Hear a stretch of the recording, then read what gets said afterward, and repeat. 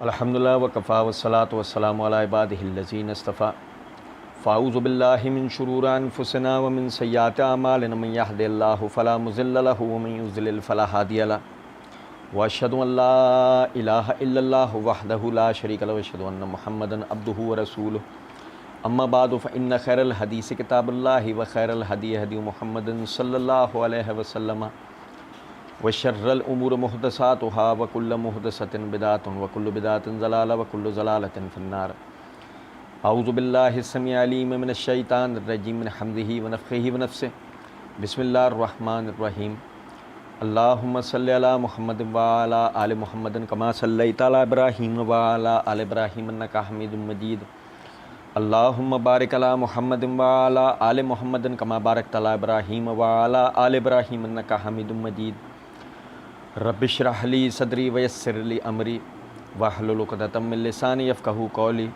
رب زدنی علما۔ مسئلہ number 157 part 200 questions on Sunni and Shia issues with engineer محمد علی مرزا۔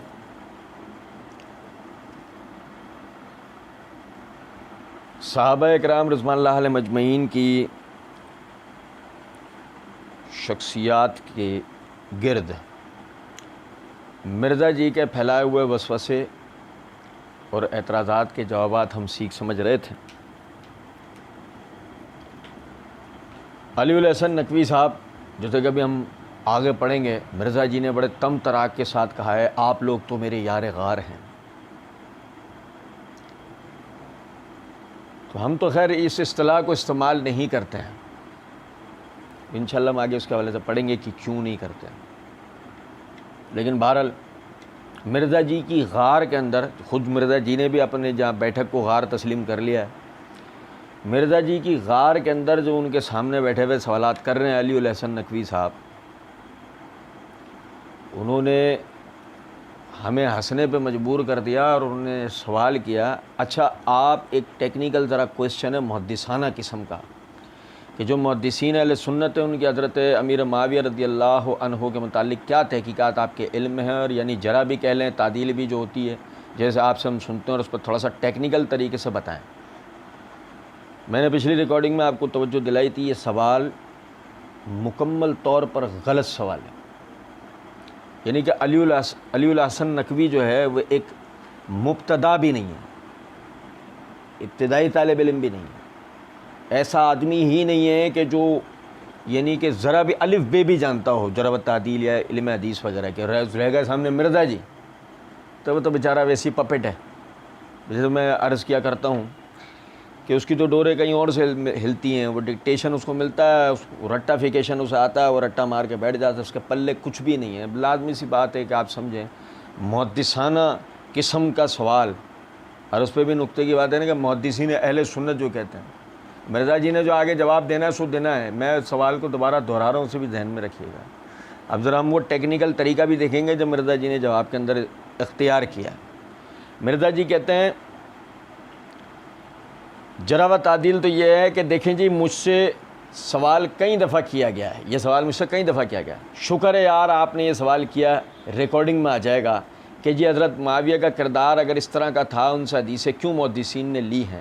بھائی روایت حدیث میں ہر صحابی عادل ہے، لوگوں نے تحقیق کر لی ہے۔ بہرحال اچھا یہ دیکھیں ذرا بات کو نا، یہ ہوا کیا ہے، یہ ہوا یہ ہے کہ وہ جو رٹے رٹائے سوال، وہ جو رٹا رٹایا پورا ایک اسکرپٹ جو ہے وہ پورا اسکرپٹ طریقے سے ڈیزائنڈ ایک پروگرام ہے۔ تو بات یہ ہے کہ اس نے سوال تو کر لیا علی الحسن نقوی نے، وہ سوال جیسے اس کو کرنا چاہیے تھا اس طرح نہیں کیا تھا، مرزا نے اس کی تصحیح کروائی نا جواب دینے کے دوران۔ آپ دیکھیں کہ مرزا کہتا ہے جرح تعدیل تو یہ ہے کہ دیکھیں جی مجھ سے کئی مرتبہ سوال کیا گیا، شکر ہے یار آپ نے سوال کیا، ریکارڈنگ میں آ جائے گا کہ جی حضرت معاویہ کا کردار اگر اس طرح کا تھا ان سے حدیثیں کیوں محدثین نے لی ہیں۔ بھائی روایت حدیث میں ہر صحابی عادل ہے، لوگوں نے تحقیق کر لی ہے۔ اچھا اس نقطے کو سمجھیں، روایت حدیث میں ہر صحابی عادل ہے۔ میں نے معرفت الصحابہ و اہل بیت سیریز کے اندر صحابی کسے کہتے ہیں اور صحابہ کے دین میں اہمیت اور ضرورت، اس کے تحت میں نے یہ بات بتائی تھی کہ صحابہ کا عادل ہونا قرآن و احادیث سے ثابت ہے، لوگوں کی تحقیقات سے نہیں۔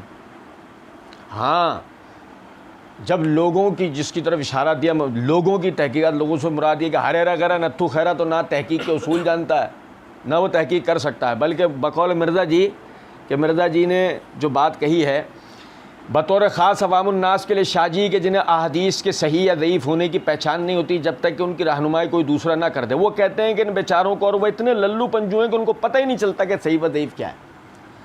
تو لوگ تو للو پنجو ہیں بقول مرزا جی کے، تو للو پنجوؤں کو کیا تحقیق کا پتہ اور کیا وہ تحقیق کریں گے. ہاں ہم بتاتے ہیں محدثین تحقیق کرتے ہیں، علماء کرام تحقیق کرتے ہیں کہ جن کو تحقیق کے اصولیات پتہ ہیں، جو تحقیق کے طریقہ کار کو جانتے ہیں، تو وہ تحقیق انہوں نے کیا الحمدللہ.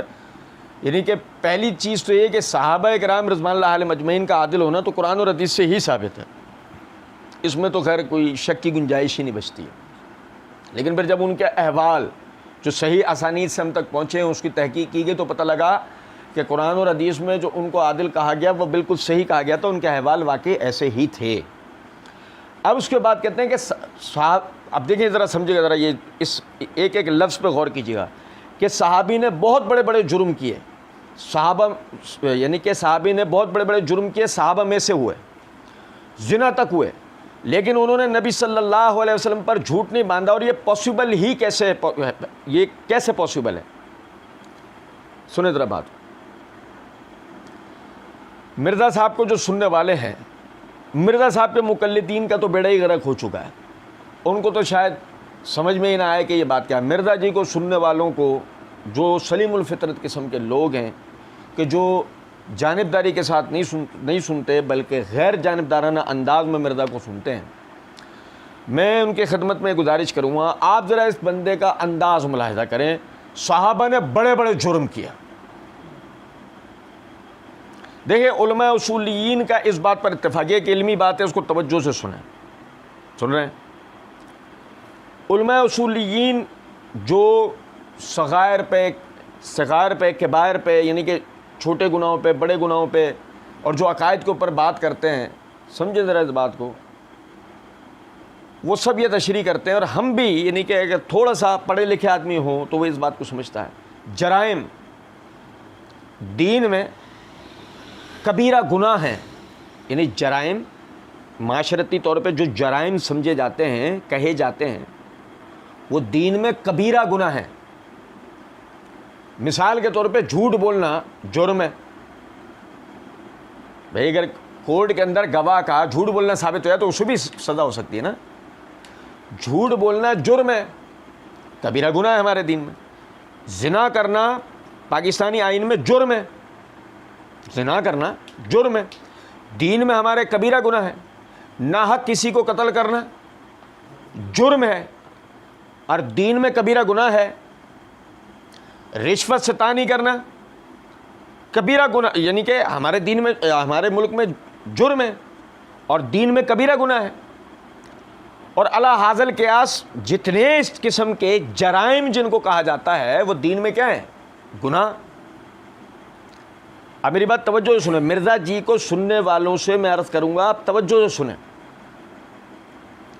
اور جب کہا جائے بڑے جرائم، ایک تو جرائم کبیرہ گناہ ہے، پھر جب کہا جائے بڑے جرائم تو دینی اصطلاح کے اندر وہ ہوئے بڑے گناہ. آپ میری بات سمجھ رہے ہیں یا نہیں؟ آپ مرزا کے گستاخی کا اندازہ کریں، یہ اتنا گستاخ، بدتمیز، بے غیرت، جاہل، جنگلی آدمی ہے. اندازہ کریں کہ کہتا ہے صحابہ نے بہت بڑے بڑے جرم کیے جو مترادف، متوازی، ہم معنی ہیں اس کے کہ انہوں نے بڑے بڑے گناہ کیے.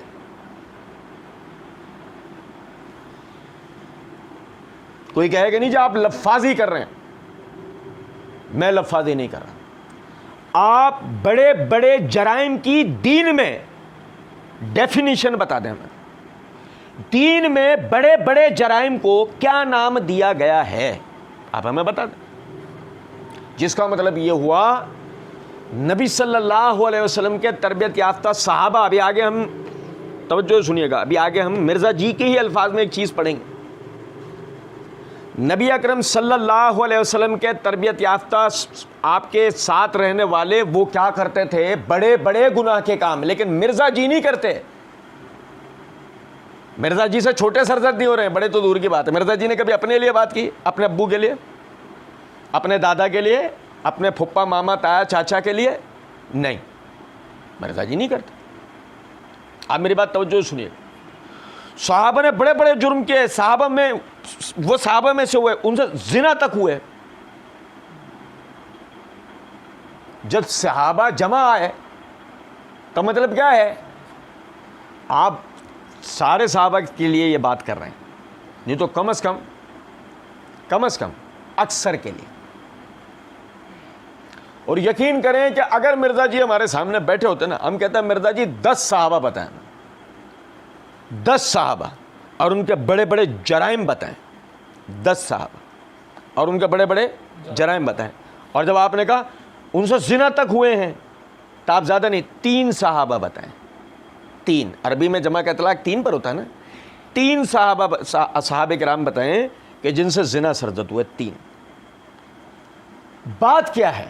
بات یہ ہے، آپ اندازہ کریں کہ جو معاشرہ آئیڈیل بنایا گیا، جو حضرات اللہ کے قرآن کی روح سے آئیڈیل بنائے گئے بعد کے مسلمانوں کے لیے، قیامت تک آنے والے مسلمانوں کے لیے، فَإِنْ آمَنُوا بِمِثْلِ مَا آمَنْتُمْ بِهِ فَقَدْ اهْتَدَوْا۔ اللہ قرآن میں کہہ رہا ہے اگر تم صحابہ کرام کی طرح ایمان لے آؤ گے تو تم ہدایت پاؤ گے۔ اللہ رب العزت نے صحابہ کے ایمان کو قیامت تک آنے والے مسلمانوں کے لیے معیار قرار دیا ہے، اور آپ اندازہ کریں انہی صحابہ کا نام لیتے ہوئے مرزا کہتا ہے کہ وہ ان سے تو بڑے بڑے جرائم ہوئے، زنا تک ہوئے۔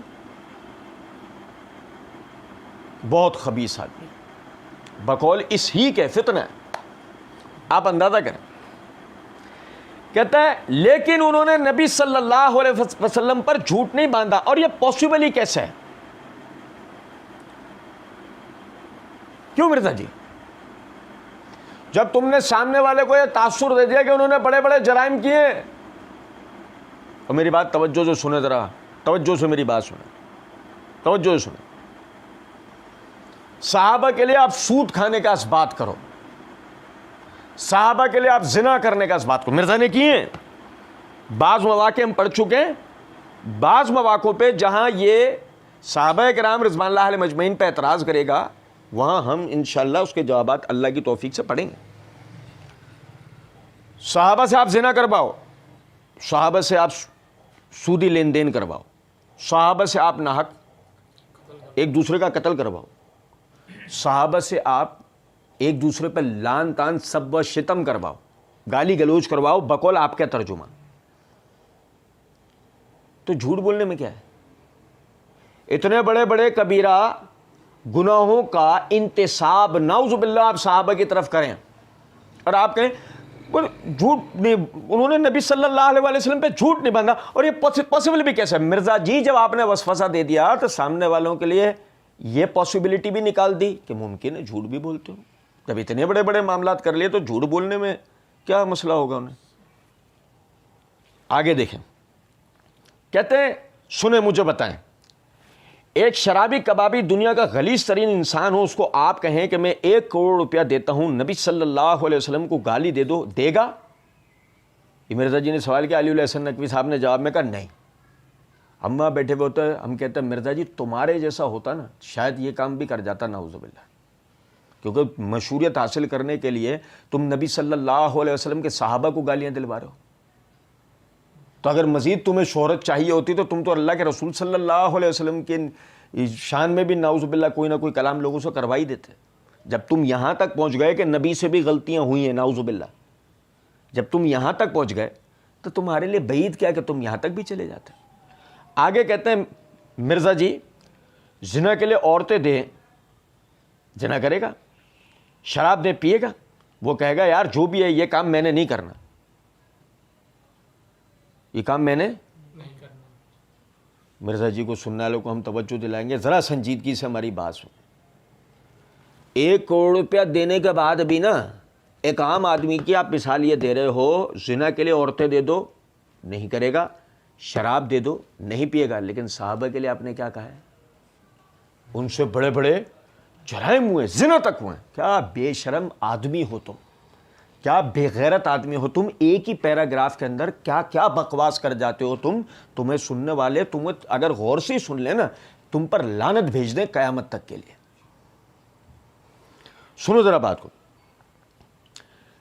جس طرح کئی مسلمان ہیں, سارے کام کرتے ہیں, کہتے ہیں خنزیر کا گوشت نہیں کھانا, نماز بالکل نہیں پڑھتے, شراب بھی کبھی کبھی پی لیتے ہیں. یعنی کوئی شخص بعض اوقات کسی گناہ کو اتنا بڑا سمجھ لیتا ہے, کہتا ہے یہ کام میں نے کبھی نہیں کرنا. اور اس طرح کا ایک کام ایسا تھا جو نبی صلی اللہ علیہ وسلم نے اتنا کوٹ کوٹ کے صحابہ میں بھرا تھا.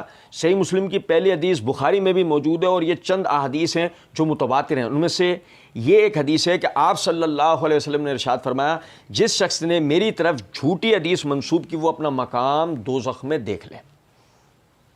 اب ہم مرزا جی کی جناب میں عرض کریں گے, مرزا جی کے مرزا جی تو اندھے بہرے لنگڑے لولے, وہ تو بالکل ہی شیطان نے خپتی کر دیا ان کو. مرزا جی کے مقلدین کا بھی حشر بہت برا ہے, لیکن پھر بھی ہم توجہ دلا دیتے ہیں. سمجھے ذرا اس بات کو. کیا مرزا جی کے الفاظ ہیں, مرزا جی کیا ارشاد فرما رہے ہیں, کہہ رہے ہیں کہ نبی صلی اللہ علیہ وسلم نے ایک کام ایسا تھا جس کو نبی صلی اللہ علیہ وسلم نے اتنا کوٹ کوٹ کے صحابہ میں بھرا تھا. اور وہ کیا تھا؟ مرزا جی نے آگے کہا کہ جی وہ متواتر احادیث میں ہے کہ نبی صلی اللہ علیہ وسلم نے فرمایا, میری طرف جس نے جھوٹی حدیث منسوب کی وہ اپنا ٹھکانہ جہنم میں بنا لے, وہ اپنا ٹھکانہ جہنم میں دیکھ لے. توجہ سے میری بات سنیے گا. نبی صلی اللہ علیہ وسلم نے یہ کوٹ کوٹ کے بھر دیا, زنا نہیں کرنا یہ کوٹ کوٹ کے نہیں بھرا. بھائی میرے, وہ بڑے بڑے جرائم جو صحابہ نے کر لیے, ان جرائم سے روک کر ایک یعنی کہ شریف, پرامن, ایک متقی, ایک پرہیزگار, جن کے لیے اللہ نے قرآن میں کہا اولئک ھم المؤمنون حقا. اگر کوئی کائنات کے اندر حقیقی مسلمان ہیں تو صحابہ کرام رضوان اللہ علیہم مجمعین ہیں. لیکن ہم عرض کرتے ہیں مرزا جی سے, مرزا جی یہ جھوٹ رسول کی طرف منسوب نہیں کرنا, یہ رسول نے کوٹ کوٹ کے ان میں بھر دیا, دیگر چیزیں نہیں بھری.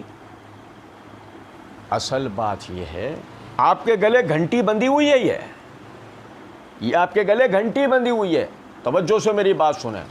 صحابہ کرام رضوان اللہ علیہ مجمعین سے فسق و فجور اگر اس پیمانے کا, جس پیمانے کا آپ ان کی طرف منسوب کرتے ہیں, صحابہ اگر فسق و فجور میں ملوث ہے تو یہ بات بالکل سالڈ ہے کہ ان کے بیان کردہ روایات کا کیا اعتبار, ان کے جمع کردہ قرآن کا کیا اعتبار. یہ اپنی جگہ ویلڈ بات تھی, آپ کو جان بھی تو چھڑانی تھی نا. اب آپ نے کیا کرا, زنا ان سے ثابت کرنا ہے, سود کھانا ان سے ثابت کرنا ہے, قتل و غارت, سب و شتم, لان تان, گالی گفتار, یہ ان سب چیزوں سے ثابت کرنی ہے. لیکن اگر آپ نے جھوٹ ان کی طرف منسوب کر دیا کہ وہ جھوٹی روایتیں گھڑ لیا کرتے تھے, نعوذ باللہ. حالانکہ ہم مرزا صاحب جب آپ یہ کہیں گے نا بادشاہوں کی لکھوائی ہوئی تاریخ, وہاں ہم آپ سے پوچھیں گے وہ پہلا بادشاہ پھر کون تھا جس نے تاریخ لکھوائی.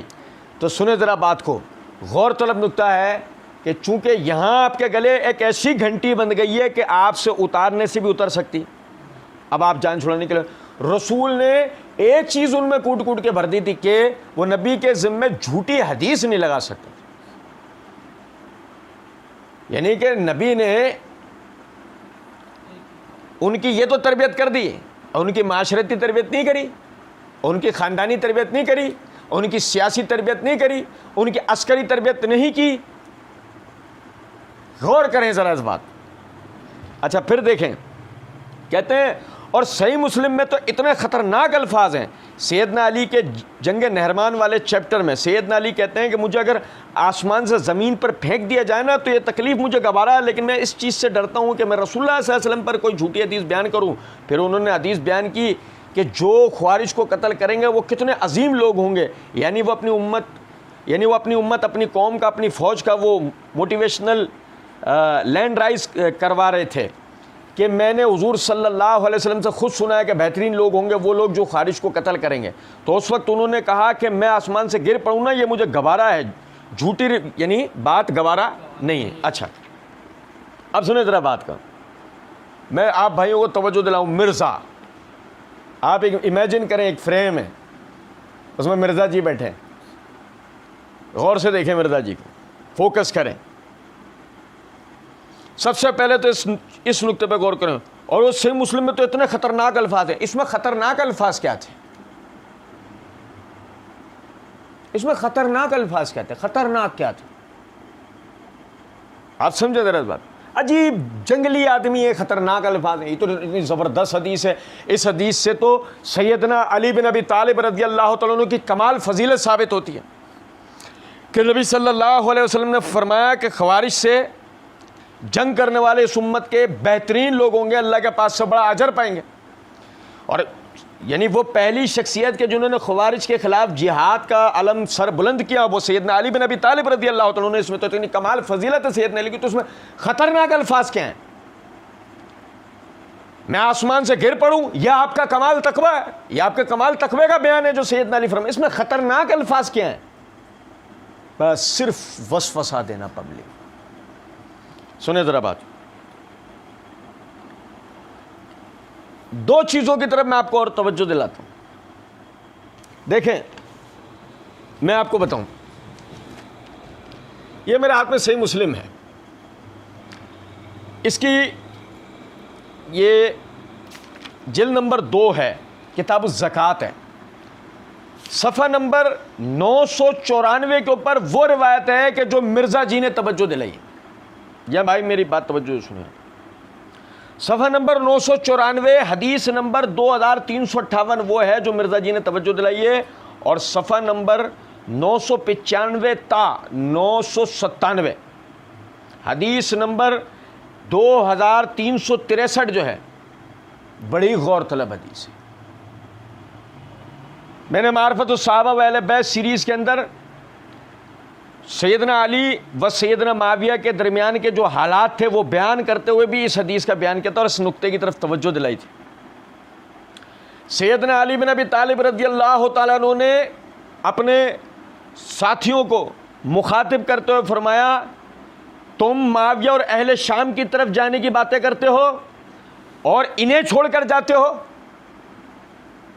سنو توجہ سے بات, آپ نے خوارج کی طرف اشارہ کرتے ہوئے اپنے لوگوں سے کہا, تم معاویہ اور اہل شام سے لڑنے کی باتیں کرتے ہو اور تم ان خوارج کو چھوڑنے کی بات کرتے ہو, یعنی ان کی طرف توجہ نہیں کرتے تاکہ یہ تمہارے پیچھے تمہاری اولاد اور تمہارے اموال یعنی ان کو ایذا دیں, ان کو تکلیف دیں.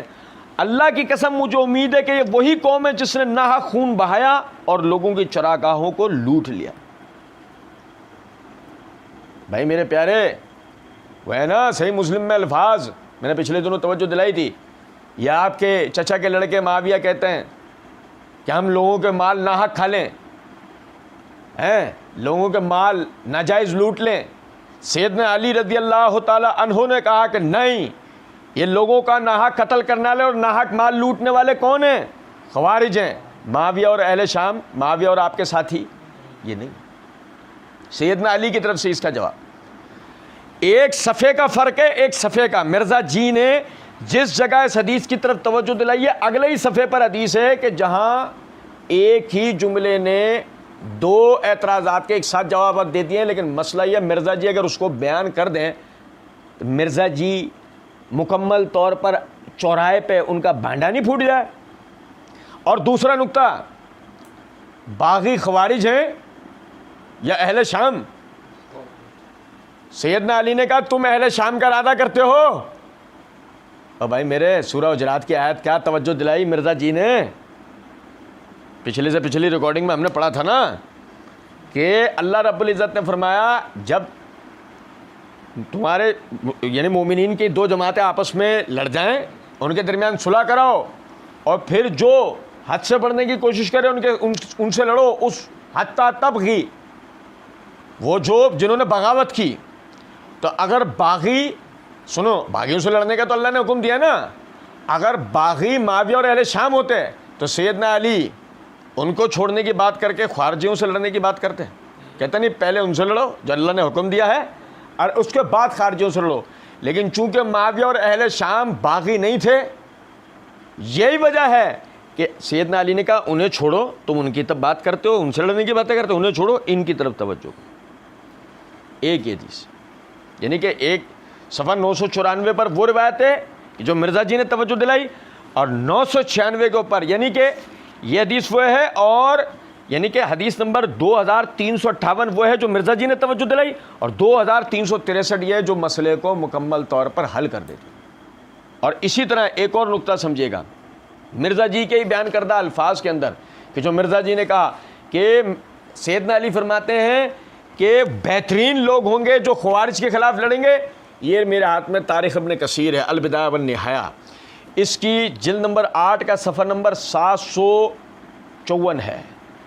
حافظ ابن کثیر رحمۃ اللہ علیہ سیدنا حسن رضی اللہ تعالیٰ عنہ کی طرف سے سیدنا معاویہ رضی اللہ تعالیٰ عنہ کو بیعت تفویض ہو جانے کے بعد کے واقعات بیان کرتے ہوئے ذکر کرتے ہیں کہ جب سیدنا معاویہ کوفہ آئے اور سیدنا حسن رضی اللہ تعالیٰ عنہ اور آپ کے اہل خانہ حجاز جانے کے ارادے سے وہاں سے نکلے تو خوارج کا ایک گروہ جو کہ تقریباً 500 کے قریب تھے, انہوں نے آپس میں کہا وہ آ گیا ہے جس میں کوئی شک نہیں, وہ آ گیا ہے جس میں کوئی شک نہیں. ایک طرف ٹارگٹ علی ہیں, ایک طرف خارجیوں کے ٹارگٹ پر علی ہیں, دوسری طرف خارجیوں کے ٹارگٹ پر معاویہ ہیں. بات میری سمجھو, خارجیوں نے کہا وہ آ گیا جس میں کوئی شک نہیں, پس سیدنا معاویہ کی طرف چلو اور ان سے جنگ کرو, اور ان سے جنگ کرو. پس وہ چل پڑے حتیٰ کہ کوفے کے قریب پہنچ گئے, اور فروا بن نوفل ان کا امیر تھا. سیدنا معاویہ نے ان کے مقابلے میں شامی سوار بھیجے تو انہوں نے شامیوں کو بھگا دیا, اور سیدنا معاویہ نے کہا جب تک تم اپنے مصائب کو نہ روکو میرے پاس تمہارے لیے کوئی امان نہیں ہے. پس وہ خوارج کی طرف گئے تو خوارج نے انہیں کہا تم ہلاک ہو جاؤ, تم کیا چاہتے ہو؟ کیا سیدنا معاویہ ہمارے اور تمہارے دشمن نہیں؟ ہمیں چھوڑ دو تاکہ ہم ان سے جنگ کریں, اور اگر ہم نے ان کی بے کنی کر دی تو ہم ان کے مقابلے میں تمہیں بے نیاز کر دیں گے, اور اگر ہماری بے کنی ہو گئی تو تم ہمیں کفایت کرو گے.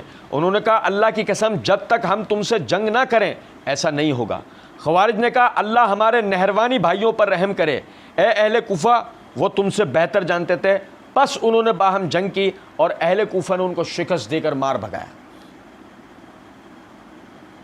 بھائی جان بتانے کا مقصد یہ ہے اللہ تعالیٰ کے فضل و کرم سے جس طرح خوارج سے جنگ کرنے کی فضیلت پہلے نمبر پر سیدنا علی کو حاصل ہوئی, اور اس امت کے بہترین اور عظیم لوگوں میں سیدنا علی رضی اللہ تعالیٰ عنہ دیگر فضائل کے ساتھ ساتھ اس فضیلت کے حامل ہو کر شامل ہوئے, اسی طریقے سے یہ فضیلت سیدنا معاویہ رضی اللہ تعالیٰ عنہ کو بھی حاصل ہوئی.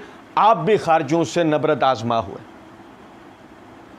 اور سنیں, کہتے ہیں لہذا صحابہ اکرام علیہم الرضوان چاہے مغیرہ بن شعبہ ہوں, عمر بن عاص ہوں, معاویہ ہوں رضی اللہ عنہم اجمعین و علیہ السلام, چاہے شیعہ کو برا لگے رافضیوں کو,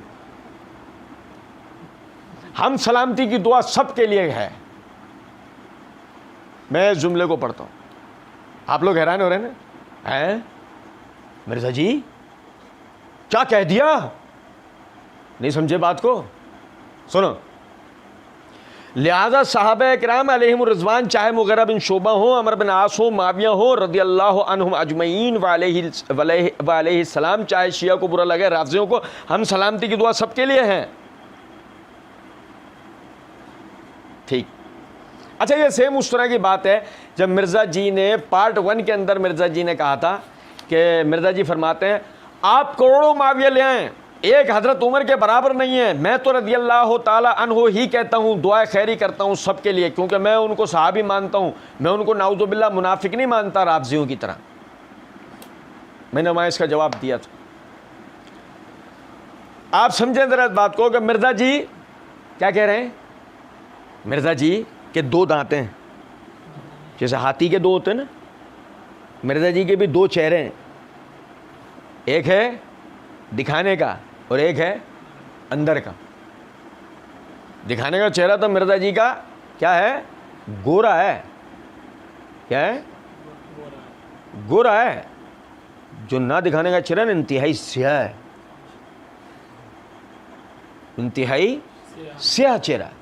سنو ذرا بات, تقیہ بھائی رافضی ہے نا, تقیہ کرتا ہے, ایک سچا رافضی ہے مرزا, تقیہ کرتا ہے, دکھاتا کچھ ہے اور اندر سے کچھ اور ہے. سنو ذرا بات, ہم پچھلی ریکارڈنگ میں پڑھ چکے ہیں, کچھ ہی دیر پہلے مرزا جی کیا کہہ کر آئے ہیں, سنیے گا ذرا بات. او ابن عباس وہ یعنی کہ آج کے دن باہر نکلے, لوگ تلبیہ نہیں پڑھ رہے تھے, مرزا جی نے لوگوں سے پوچھا, انہوں نے کہا معاویہ کے ڈر سے نہیں پڑھتے,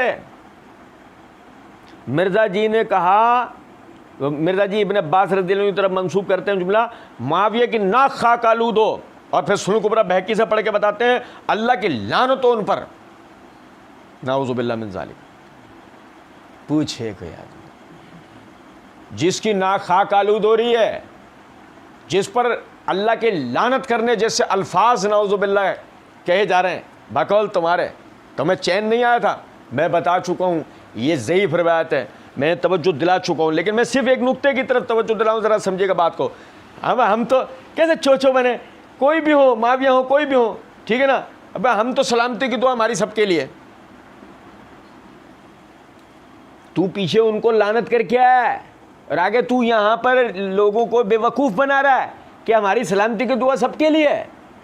اندازہ کریں کیسا یہ دوغلا آدمی ہے, کیسا اس کے چہرے اپنے بدلتا ہے, کیا گرگٹ کی طرح رنگ بدلتا ہے. سمجھے ذرا, کہتے ہیں ظاہر ہم قبر پہ جائیں گے ان صحابہ کی قبروں پہ تو السلام علیکم کہیں گے, نماز میں بھی کہتے ہیں. کہ قبر پہ آ کے السلام علیکم کیوں کہے گا بھائی تو؟ اور سب سے بڑی بات آپ سمجھیں ذرا اس بات, جو چور کا حال وہ میرا, دلوں کا پھیرنے والا اللہ ہے, لیکن جو اب تک کا مرزا کا ہمیں تجربہ ہوا ہے, اب تک کا جو تجربہ ہوا ہے, یقین کریں, وہ کہا جاتا ہے نا, ایک مثال دی جاتی ہے, کشمیر کی آزادی تک ادھار بند ہے. کشمیر تو انشاءاللہ آزاد ہوگا, بہت جلد ہوگا انشاءاللہ, ہم نہیں ہماری نسلیں دیکھیں گے, لیکن انشاءاللہ کشمیر آزاد ہوگا. یہ تو مثال غلط کہ کشمیر کی آزادی تک ادھار بند, لیکن میں آپ کو ایک مثال بتاتا ہوں. آج کسی صحابی کی قبر پہ مرزا چلا جائے اس دن تک ادھار بند ہے. کسی صحابی کی قبر پہ آصف بھائی مرزا چلا جائے اس دن تک ادھار بند ہے. یہ ہے مثال. ہم قبر پہ جائیں گے ان صحابہ کی قبروں پہ تو السلام علیکم کہیں گے. تو پہلے قبر تک تو پہنچ جا چوچو, تو پہلے اس غار سے تو باہر آ جس میں پڑا ہے, تو قبر تک جائے گا اور سنیں اس پہ آ کے السلام علیکم کہیں گے. کیوں کہے گا بھائی السلام علیکم؟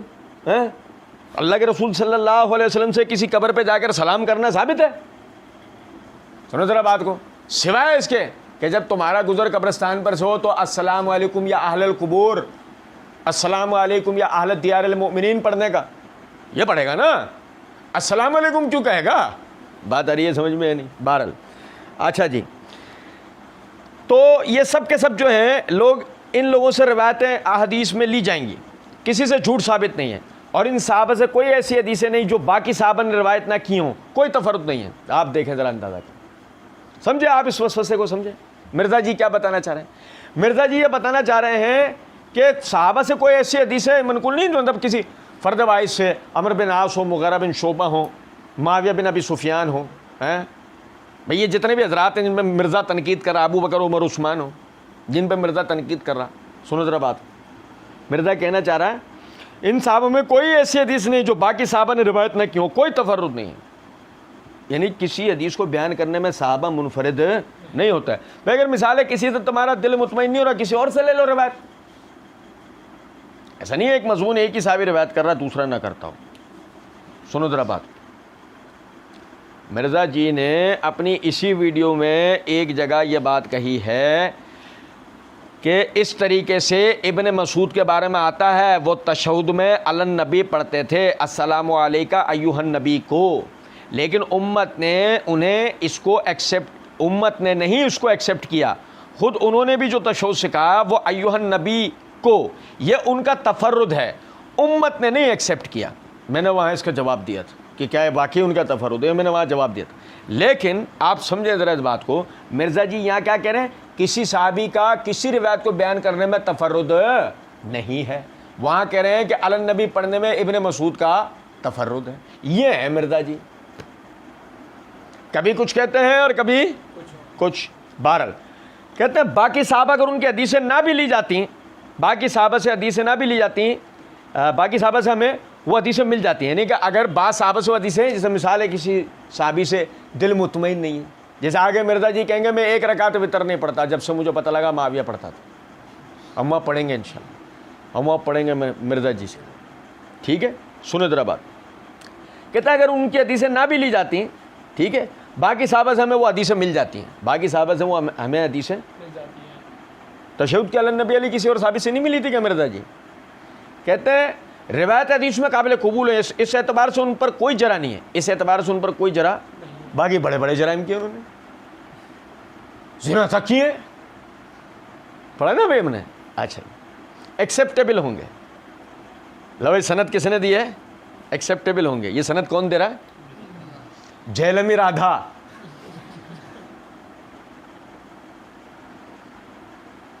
جہلمی رادھا آئی سمجھ میں کچھ بات یا نہیں جو بیٹھی ہیں ادھر؟ باقی کسی کی پرسنل غلطیوں کو پوائنٹ آؤٹ کرنا وہ تو پھر بخاری مسلم نے بھی ان کی کئی باتیں نقل کی ہیں نا جی. اب میں اس طرف چل پڑوں گا، سمجھے ہیں بات کو یا نہیں؟ غور طلب نکتہ ہے.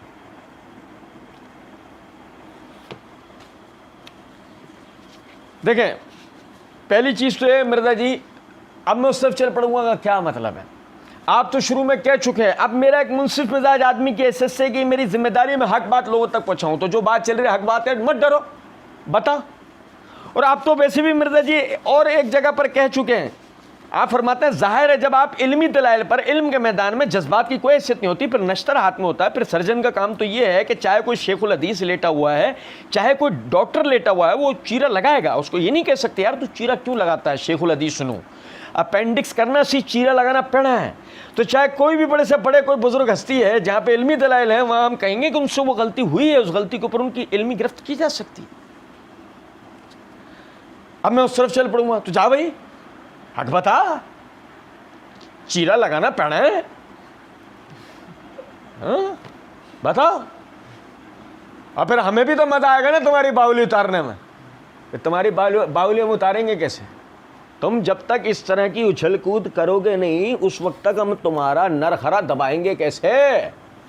ہمیں بھی تو مزہ جب ہی آئے گا جتنی تم اچھل کود کرو گے. اور سنو ذرا بات کو، سنیں غور طلب نکتہ ہے. اب باقی کسی کی پرسنل غلطیوں کو پوائنٹ آؤٹ کرنا وہ تو پھر بخاری مسلم نے بھی ان کی باتیں نقل کی. یہ نوٹ کیجئے گا جملہ، کسی کی پرسنل غلطیوں کو پوائنٹ آؤٹ کرنا. سنیں اچھا جی بھائی دیکھیں مرزا جی کے مقلدین کی جناب میں عرض ہے، ہم بات کریں گے ابھی بخاری مسلم نے جو کیا ہے وہ ہم بات کریں گے. ہم نے اللہ تعالیٰ کے فضل و کرم سے صحابہ کرام یعنی کہ صحابہ کرام کے باہمی اختلافات میں تحقیق کا طریقہ ہم نے اس عنوان سے بالکل دلائل کے ساتھ واضح کر دی ہے یہ بات کہ امام بخاری امام مسلم نے وہ روایات جو نقل کی جن سے لوگ ایسے باطل معنی کشید کرتے ہیں کہ خدا نہ خاصہ فلاں صحابی سے فلاں غلطی ہے، فلاں صحابی سے فلاں غلطی، تو امام بخاری امام مسلم کا ان روایات کو ذکر کرنے کے پیچھے مقصد کیا ہوتا ہے اور ان لوگوں کا ان روایات سے اپنے باطل مقاصد کو بیان کرنے کا مقصد کیا ہوتا ہے، ہم نے اس کو واضح کر دیا. لیکن یہاں بھی ایک میں آپ کو یعنی توجہ دلاتا جاؤں گا. پہلے صرف ایسے ایک نقطے کو سمجھیے گا، باقی کسی کی پرسنل غلطیوں کو پوائنٹ آؤٹ کرنا وہ تو پھر بخاری مسلم نے بھی ان کی باتیں نقل کی. کیا مطلب مرزا جی کیا کہنا چاہ رہے ہیں؟ میں جب صحابہ کرام رضوان اللہ علیہ مجمعین کے خلاف بکواس کر رہا ہوتا ہوں، میں جو ان کے اپنی دانست میں غلطیاں بتانے کی کوشش کر رہا ہوتا ہوں تو اس میں مجھ پر نکیر مت کرو، میں غلط نہیں کر رہا، وہ تو پھر بخاری مسلم نے بھی کیا ہے. اچھا ہم یہاں مرزا جی کو سننے والوں کی، مرزا جی کے مقلدین تو بالکل ان کا تو بیڑا غرق ہو چکا ہے الا ماشاء اللہ، لیکن جو یعنی غیر جانبداری کے ساتھ حقیقت میں ایک تحقیق کرنے والا جو طبقہ مرزا جی کو وہ غیر جانبداری کے ساتھ سننے والے لوگ ہیں، میں ان کو توجہ دلاؤں گا. پوچھیں غیبت کے معنی مفہوم کیا ہے؟ جب مرزا جی سے سوال کریں کہ غیبت کے معنی مفہوم کیا ہے، آپ نے کہا نا کہ باقی کسی کی پرسنل غلطیوں کو پوائنٹ آؤٹ کرنا وہ تو پھر بخاری مسلم نے بھی ان کی کئی باتیں نقل کی ہیں نا. یہ میرے ہاتھ میں صحیح مسلم ہے، جلد نمبر 7 ہے، ٹھیک ہے، صفحہ نمبر 167 ہے، کتاب البر والصلاۃ والادب ہے، کتاب البر والصلاۃ والادب ہے، باب التحریم الغیبہ ہے. اس کے تحت حدیث نمبر 6469 ہے. ابو ہریرہ رضی اللہ تعالیٰ عنہ بیان کرتے ہیں کہ رسول اللہ صلی اللہ علیہ وسلم نے فرمایا، کیا تم جانتے ہو کہ غیبت کیا ہے؟ صحابہ کرام رضوان اللہ علیہ مجمعین نے عرض کیا، اللہ اور اس کے رسول صلی اللہ علیہ وسلم خوب جانتے ہیں. آپ صلی اللہ علیہ وسلم نے فرمایا غیبت یہ ہے کہ تم اپنے بھائی کے اس عیب کا ذکر کرو جس کا ذکر اس کو ناپسند ہو. کہا گیا، عرض کیا گیا یہ بتائیے کہ اگر میرے بھائی میں وہ عیب ہو جس کا میں ذکر کر رہا ہوں تو اس وقت کیا حکم ہے؟ آپ نے فرمایا اگر تم نے وہ عیب بیان کیا جو اس میں ہے تبھی تو تم نے اس کی غیبت کی ہے، اور اگر وہ عیب بیان کیا ہے جو اس میں ہے ہی نہیں تو تم نے اس پر بہتان لگایا، الزام لگایا. مرزا جی، کسی کی پرسنل غلطیوں کو زمانے میں اچھالنا یہ غیبت ہوتی ہے، اور غیبت کرنا کبیرہ گناہ ہے. غیبت کرنا کبیرہ گناہ ہے. مرزا جی سمجھے ذرا اس بات کو. آپ صحابہ کو جرح و تعدیل سے باہر نکال چکے ہو. آپ اس پردے میں جا کے نہیں چھپ جانا کہ جو محدثین دلائل کی روح سے یہ بات کرتے ہیں کہ راویوں پہ جرح و تعدیل غیبت میں نہیں آتا. اس کے لیے وہ حدیث میں نے اس حوالے سے باقاعدہ ضعیف حدیث کی پہچان والی جو ویڈیو ہے اس کے اندر واضح کر دیا ہے. سمجھے ذرا اس بات. صحابہ راویوں کی جرح و تعدیل غیبت میں نہیں آتا، اور آپ نے صحابہ کرام کو جرح و تعدیل کے میزان سے باہر نکال دیا ہے کہ روایت حدیث میں ان پہ کوئی جرح و تعدیل نہیں ہے. اب پرسنل غلطیوں کو پوائنٹ آؤٹ کرنے کا مطلب کیا ہے؟ پرسنل غلطیوں کو پوائنٹ آؤٹ کرنے کا مطلب غیبت ہے، 100% غیبت ہے. اور مرزا جی یہ تو اس صورت میں ہے جبکہ نعوذ باللہ ثم استغفر اللہ صحابہ میں وہ عیب ہوتے ہیں. ہم تو اللہ کی دی ہوئی توفیق سے اب تک یہ بیان کرتے آ رہے ہیں کہ جن غلطیوں کا انتساب آپ صحابہ کرام رضوان اللہ علیہم اجمعین کی طرف کر رہے تھے وہ تو غلطیاں تھیں ہی نہیں، آپ نے ان پر بہتان لگائے. اور اس پر یہ ترا کہ کسی کی غلطیوں کو، پرسنل غلطیوں کو پوائنٹ آؤٹ کرنا شرم سے ڈوب مرنے کا مقام ہے مرزا جی آپ کے لیے. آگے کہتے ہیں وہ تو پھر بخاری مسلم نے بھی ان کی کئی باتیں نقل کی نا. بخاری مسلم میں سے مرزا جی آپ کو ہم 50 روپے انعام دیں گے. کتنا؟ 50. ہماری ہمیں کوئی ایران انڈیا سے فنڈ تھوڑی آ رہا ہے مرزا جی کی طرح. سنیں ذرا بات، ہم مرزا جی کو انعام میں 50 روپے دیں گے اگر مرزا جی بخاری اور مسلم سے صرف ایک روایت ترجمۃ الباب کے تحت امام بخاری نے یا صحیح مسلم پر امام نووی نے ترجمۃ الباب کے تحت یہ توجہ دلائی ہو کہ اس روایت سے فلاں صحابی کا فلاں عیب ثابت ہوتا ہے، یا جیسے کہ مرزا جی نے اپنی اسی ویڈیو میں ایک جگہ پر یہ بات کی ہے. ان سے میں یہ پوچھتا ہوں کہ ان لوگوں سے پہلے آج تک کسی اہل سنت کے امام نے جس کو متفقہ طور پر سب امام مانتے ہوں اس چیز کا انکار کیا کہ آل امیہ کے دور کے اندر سیدنا علی پر منبروں پر لعنت نہیں ہوتی تھی؟ کسی نے انکار کیا؟ اسی طرح ہم مرزا جی آپ سے کہتے ہیں کہ جن بخاری مسلم کی روایات سے آپ صحابہ کرام رضوان اللہ علیہم اجمعین پر تنقید کی کوشش کرتے ہیں، ان کے عیب نعوذ باللہ نکالنے کی کوشش کرتے ہیں، اہل سنت کے متفقہ کسی امام نے اس حدیث کے اس معنی سے وہ جو آپ نکال کے دکھا رہا ہو وہ معنی تک بیان کیے؟ عیب نکالنا تو بہت دور کی بات ہے. اور ہم نے آپ کا نام جہلمی رادہ ایسے ہی نہیں رکھا کیونکہ ہم جانتے ہیں نہ نومن تیل ہوگا. سنیں ذرا بات کو. کہتے ہیں البتہ آپ پرٹیکولر کو بات کریں گے تو بڑی بڑی خطرناک روایتیں موجود ہیں، ٹھیک ہے؟ میں بیان کروں کہ نہ کروں؟ یا مرزا جی نے اپنی مکرو ہنسی ہی مرزا جی وہاں پہ ہنسے، سارے ہنس رہے ہیں بے غیرت بے شرم. مرزا جی کبھی آپ ہمیں موقع دیں، اس دن اس کمرے میں دیکھیں گے کون کون ہنستا ہے انشاءاللہ. کبھی مرزا جی ہمیں موقع دیں اسی کمرے میں، اس دن ہم دیکھیں گے اس کمرے میں کون کون ہنستا ہے انشاءاللہ. اس دن ہم ہنس رہے ہوں گے اور انشاءاللہ مرزا جی کا منہ اس دن دنیا کے سامنے دیکھنے کا ہوگا، اور ان سب کا جو مرزا جی کے ساتھ بیٹھے ہوتے ہیں اس دن ہم مرزا جی کے اوپر کہہ مار مار کے ہنس رہے ہوں گے انشاءاللہ. سنیں ذرا بات. تو پھر بخاری مسلم نے کئی باتیں نکل کے نا، اب میں اس طرف چل پڑوں گا، وہ تو نکل کر دی، ٹھیک ہے. اب آپ کوئی پرٹیکولر کوئی بات کریں گے تو بڑی بڑی خطرناک روایتیں موجود ہیں، میں بیان کروں کہ نہ کروں؟ ایک آدھ بتا دیتے ہیں آپ کو.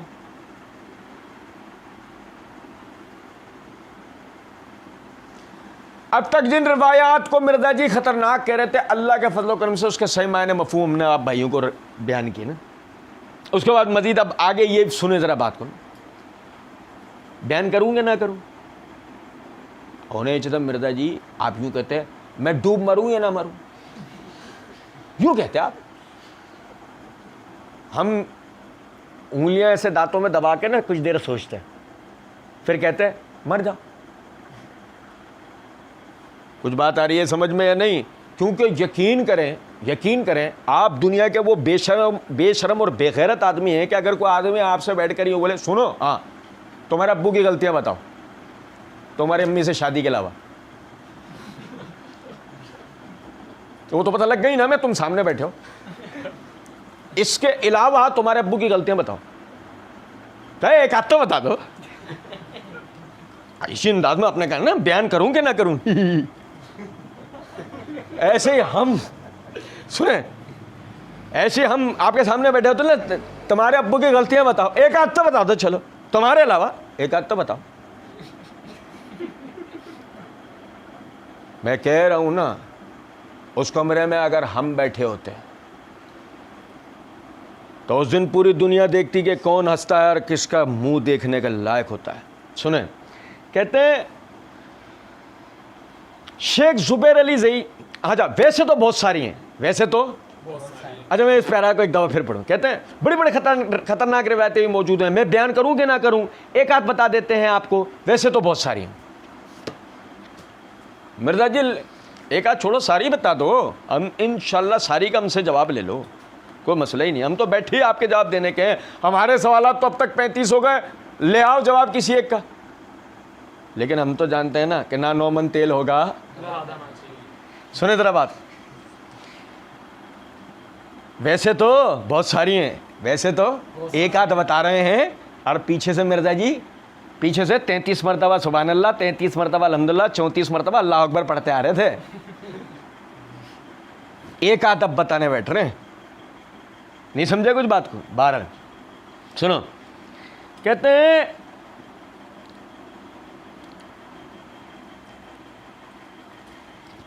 اچھا اچھا آگے کہتے ہیں شیخ زبیر علی زئی رحمۃ اللہ علیہ نے کتاب لکھی ہے قیام رمضان کے اوپر، 8 اور 20 تراویح کے اختلاف پہ، ٹھیک ہے جی. اس میں ایک حدیث کے اوپر جرا کرتے ہوئے لکھتے ہیں قیام رمضان والی، اس کا PDF بھی نیٹ پہ رکھا ہوا ہے، ہماری ویب سائٹ پہ بھی موجود ہے، آپ ڈاؤن لوڈ کر لیں. تراویح کے مسئلے پہ حدیث جو وہ حنفی پیش کرتے ہیں نا 20 تراویح کے اوپر، اس حدیث میں کچھ خامیاں نکالتے ہوئے انہوں نے نا ایک خامی یہ بھی نکالی کہ اس حدیث میں جو راوی ہے علی بن الجاد ہے. اچھا یہاں مرزا جی نے کہا علی بن الجود، اب مرزا جی کہتے ہیں علی بن الجود یہ وہ راوی ہے، حالانکہ یہ راوی علی بن الجاد ہے، علی بن الجود نہیں ہے. مرزا جی پیچھے کہہ رہے تھے نا ایک جگہ پہ کہ یہ جو اعراب کی غلطیاں یہ ان کے مولوی سے احمد رضا، یہ احمد رضا کو احمد رضا پڑھتے ہیں. نہیں سمجھے کچھ بات کو؟ وہاں مرزا جی نے کہا تھا میں اگر ان کی لغت کی غلطیاں نکالنا چاہوں تو سب کی نکال دوں گا. اے مرزا جی تم نمل میں پڑھا کیوں نہیں لیتے؟ تم نے اپنے نام کے ساتھ انجینئر لکھ دیا ہے، اب تم ایک لاحقے کا اور اضافہ کر دو، پروفیسر محمد علی مرزا. سنو ذرا بات، مرزا جی کہتے ہیں اس میں خامی یہ بھی نکالی کہ اس حدیث میں جو راوی ہے علی بن الجود بقول مرزا جی کے، حالانکہ علی بن الجاد ہے. شیخ زبیر صاحب لکھتے ہیں ابن حجر اسقلانی کے حوالے سے ایک محدث دوسرے محدث سے نقل کر رہے ہیں، ایک محدث دوسرے محدث سے نقل کر رہے ہیں. یہ وہ راوی ہے کہ جو کہا کرتا تھا کہ اگر قیامت والے دن اللہ تعالیٰ معاویہ کو عذاب دینا تو مجھے کوئی دکھ نہیں ہوگا. مجھے اس بات کا کوئی دکھ نہیں ہوگا، کیونکہ جو کچھ اس نے کیا ہے امت کے ساتھ، کیونکہ جو کچھ کیا اس نے امت کے ساتھ. اچھا سنیں ذرا بات، غور طلب نکتہ ہے، بلکہ شیخ زبیر کے نام سے کہا نا تو پہلے تو شیخ زبیر کے نام سے ہی ذرا سمجھیے گا بات. میں یہ آپ کو بتاؤں،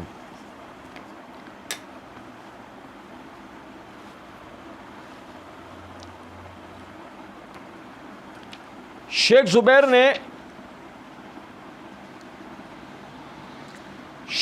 نے جو عبارت نقل کی نا، یہ سمجھے گا ذرا بات کو، وہ PDF اپنی جگہ ہے. شیخ زبیر نے جو وہ تراوی والا رسالہ لکھا اور اس کے جواب میں دیوبندی امین اوکاڑوی صاحب نے اس کا جواب لکھنے کی کوشش کی. شیخ زبیر رضوی رحمۃ اللہ علیہ نے امین اوکاڑوی کے وہ جو یعنی کہ جواب دینے کی جو اس نے کوشش کی تھی اس کا جواب در جواب دیا. تو اس رسالے کا نام رکھا امین اوکاڑوی کا تعقب. ٹھیک ہے بھائی. شیخ زبیر صاحب نے اس میں کیا کرا کہ امین اوکاڑوی کے رسالے کو بھی اوپر جوں کا تو چھاپا ہے اور نیچے اس کا جواب لکھا ہے. اب امین اوکاڑوی نے اوپر شیخ صاحب کے یعنی کہ اعتراض کو اس طرح نقل کیا کہ لکھتا ہے علی بن الجاد تشیع کے ساتھ مجروح ہے. تشیع کے ساتھ اچھا. پھر شیخ زبیر کی جو عبارت ہے میں آپ کو پڑھ کے بتاؤں. مرزا نے کہا کہ شیخ زبیر نے لکھا ہے کہ یہ وہ راوی ہے کہ جو کہا کرتا تھا کہ اگر قیامت والے دن اللہ تعالیٰ معاویہ کو عذاب دینا تو مجھے اس کا کوئی دکھ نہیں ہوگا کیونکہ جو کچھ اس نے کیا ہے امت کے ساتھ. کیونکہ جو کچھ کیا اس نے امت کے ساتھ. اب یہ صفحہ نمبر 65 کو دیکھیں آپ.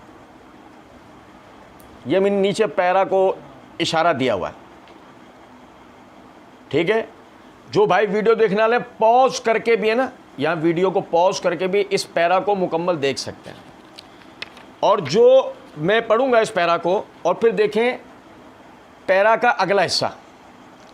یہاں پر علی بن الجاد کی صحیح بخاری میں جو مطابعات ہیں شیخ زبیر نے چارٹ بنا کر اس کی طرف توجہ دلا دی ہے. اچھا اب دیکھیں میں جو آپ کو بتانا چاہ رہا ہوں, مرزا اتنا بڑا کذاب ہے, اتنا بڑا دھوکے باز اور دجال ہے, شیخ زبیر کے نام سے بھی جھوٹ بولتا ہے. سنیں غور طلب نکتہ ہے. شیخ زبیر لکھتے ہیں علی بن الجاد مختلف فی راوی ہے, جمہور نے اس کی توثیق کی ہے مگر یہ بھی مروی ہے کہ وہ عبداللہ بن عمر, معاویہ بلکہ عثمان رضی اللہ عنہم اجمعین پر سخت تنقید کرتا تھا. سیدنا عثمان رضی اللہ عنہ کے بارے میں اس کا عقیدہ تھا کہ انہوں نے معاذ اللہ بیت المال سے 1,00,000 درہم ناحق لے لیے تھے. سیدنا معاویہ رضی اللہ عنہ کی وہ تکفیر کا قائل تھا. وہ کہتا تھا کہ مجھے یہ برا نہیں لگتا کہ اللہ تعالیٰ معاویہ کو عذاب دے. دیکھیے تہذیب التہذیب جلد 7 صفحہ 257 وغیرہ. اب آپ سمجھیں یہ شیخ زبیر کا کلام, وہ پیرا ہم نے پورا پڑھا, یہاں وہ چارٹ ہے. آگے شیخ زبیر نے 67 صفحہ 67 کے اوپر لکھا مختصر یہ ہے کہ صحیح بخاری میں علی بن الجاد کی تمام روایات مطابعات میں اگرچہ وہ ثقہ و صدوق ہے لیکن سخت بدعتی بھی ہے. ایسے راوی کی روایت اگر بالاتفاق ثقہ راویوں کے خلاف ہو تو مردود ہوتی ہے. یہ بات دیانت و امانت اور صحیح علم کے خلاف ہے کہ بالاتفاق ثقہ راویوں کی محفوظ روایت کو مجروح راوی کی وجہ سے رد کر دیا جائے. ان للہ و انا الیہ راجعون. یہ شیخ زبیر کا کلام علی بن الجاد پر مکمل ہوا. آپ سمجھیں مرزا نے شیخ زبیر کا نام لے کر کیا لکھا ہے کہ شیخ زبیر نے اپنے اس تراوی والے رسالے میں لکھا علی بن الجاد کے حوالے سے. کیا شیخ زبیر نے حافظ ابن حجر, ایک محدث دوسرے محدث سے نقل کر رہا ہے, حافظ ابن حجر کے حوالے سے علی بن الجاد کا یہ کلام نقل کیا کہ قیامت والے دن اللہ تعالیٰ معاویہ کو عذاب دینا تو مجھے اس بات کا کوئی دکھ نہیں ہوگا کیونکہ جو کچھ اس نے کیا امت کے ساتھ, کیونکہ جو کچھ کیا اس نے امت کے ساتھ. یہ الفاظ شیخ زبیر نے حافظ ابن حجر کے حوالے سے اپنے رسالے میں کہیں بھی علی بن الجاد کے قول کے اندر ذکر نہیں کیے. یہ آپ سمجھے, کیونکہ جو کچھ کیا اس نے امت کے ساتھ. یہ خالصتاً اس جملے میں تحریف کی ہے محمد علی مرزا نے, شیخ زبیر کے نام سے جھوٹ بولا. اور اس کے بعد پھر آپ آگے دیکھیں, یہ دیکھیں یہ میرے ہاتھ میں سیر اعلام النبلاء ہے, اس کی جلد نمبر 7 ہے, صفحہ نمبر 589 ہے. ٹھیک ہے. اس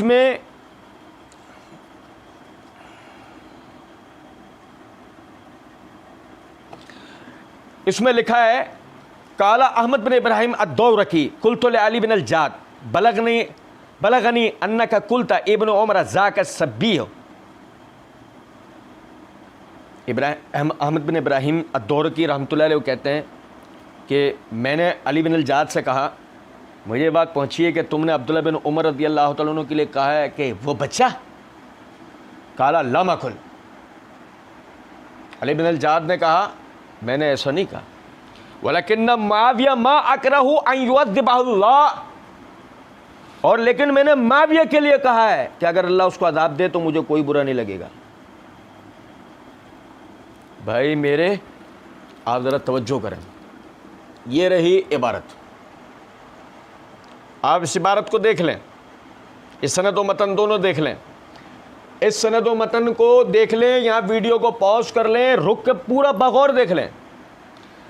یعنی علی بن الجاد کے جملے میں بھی یہ جملہ نہیں ہے جو مرزا نے اس کے نام سے منسوب کیا ہے، کہ یعنی جو مرزا نے کہا ہے یہ وہ راوی ہے کہ جو کہا کرتا تھا کہ اگر قیامت والے دن اللہ تعالیٰ معاویہ کو عذاب دینا تو مجھے اس بات کا کوئی دکھ نہیں ہوگا، کیونکہ جو کچھ اس نے کیا ہے امت کے ساتھ، کیونکہ جو کچھ کیا ہے اس نے امت کے ساتھ، یہ خالصتاً مرزا نے جھوٹ بولا ہے۔ کس کے نام پہ؟ تین افراد کے نام پر جھوٹ بولا ہے مرزا نے۔ نمبر 1 شیخ زبیر، پھر باحوالا حافظ ابن حجر، پھر قول کس کا نکل گیا؟ علی بن الجاد۔ نہ حافظ ابن حجر نے ایسی کوئی بات کی ہے، نہ علی بن الجاد نے، نہ شیخ زبیر نے اپنے رسالے میں ایسی کوئی بات کی۔ اور ابھی بات یہاں ختم نہیں ہوئی ہے، ابھی آپ آگے دیکھیں مرزا کے شگوف ہے، مرزا کی دھوکے بازی اب آگے ملاحظہ کریں۔ آپ کہتا ہے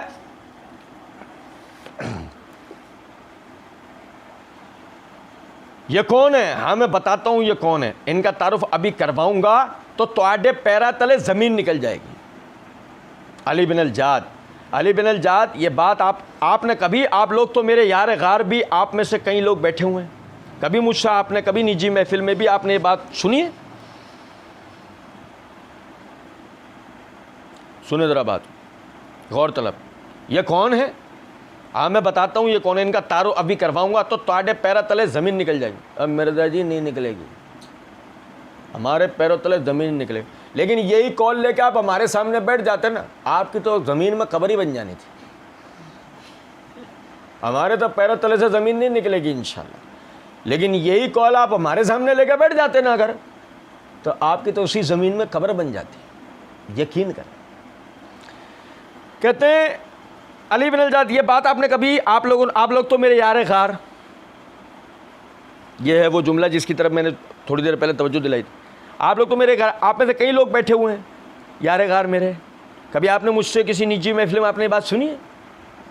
اصل میں مرزا جی بات ہے نا، آپ نے آہستہ آہستہ ہی پر نکالے نا، آپ نے پہلے لوگوں کے درمیان جو نا توحید کا چورن بیچا، توحید بیان کرتا ہے مرزا، تو توحید بیان کرتا ہے مرزا، آپ کے مقلد اندھے بہرے لنگڑے لولے مقلد ہیں، آپ نے پہلے چونا لگا لوگوں کو توحید اور اتباع سنت اور تقلید کو لے کے، پہلے چونا لگا آپ نے خوب، بہت سے ٹرینڈز فالو کیے آپ نے، بڑی ان پہ ویڈیوز بنائے، پہلے اپنے ارد گرد حلقہ احباب اکٹھا کر لیا، جیسے مرزا قادیانی نے کیا تھا، کہ شروع میں توحید بیان کی، آریہ سماجیوں سے، عیسائیوں سے، سکھوں سے اور دیگر مذاہب کے لوگوں سے خوب مناظرے کیے، پورے ہندوستان کے عوام کو ایسا اپنے آپ کو باور کروا لیا کہ بہت بڑا مناظر اسلام ہے، پہلے پبلک کو اپنے ارد گرد اکٹھا کر لیا، اور اس کے بعد جو ہے اپنے پہلے مہدی ہونے کا اعلان کیا اور اس کے بعد اپنے نبی ہونے کا اعلان کیا، نعوذ باللہ من ذالک، بالکل اسی طریقے سے وہی طریقہ واردات آپ نے کیا۔